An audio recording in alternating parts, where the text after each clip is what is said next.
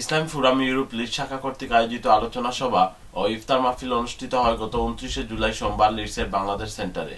Forum lead শাখার সাধারণ সম্পাদক আনোয়ারুল ইসলামের পরিচালনায় এবং সভাপতি আহমদ শফি শামীমের সভাপতিত্বে শুরুতে পবিত্র কুরআন থেকে তেলাওয়াত পাঠ করেন মাওলানা জাহিদুল ইসলাম।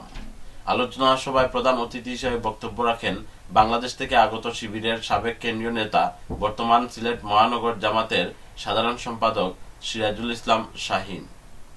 জনাব শাহীন তার বক্তব্যে বলেন, রমজান এমন একটি মাস যে মাসে পবিত্র কুরআন নাজিল করা হয়েছে, যা সমগ্র মানবজাতির জন্য হেদায়েত স্বরূপ, সত্য পথ প্রদর্শনকারী এবং হক ও বাতিলকে সুস্পষ্ট করে উপস্থাপন করে।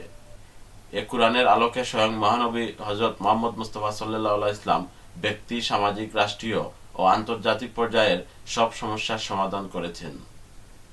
তাই বর্তমান এই ঘুণে ধরা সমাজ ব্যবস্থায় কুরআনের আইনের কোনো বিকল্প নেই। সভায় বাংলাদেশের রাজনৈতিক বিভিন্ন পরিস্থিতি নিয়েও আলোচনা করা হয়। বর্তমান সরকারের প্রতি দেশের সাধারণ নাগরিক হিসেবে সকলের পক্ষ থেকে জোর দাবি, অনতিবিলম্বে তত্ত্বাবধায়ক সরকার প্রতিষ্ঠা করে সুষ্ঠু নির্বাচনের নিশ্চয়তা প্রদান করা হোক, যাতে জনগণ তাদের মতামতের ভিত্তিতে সরকার পরিচালনা করতে সরকার গঠন করতে পারে।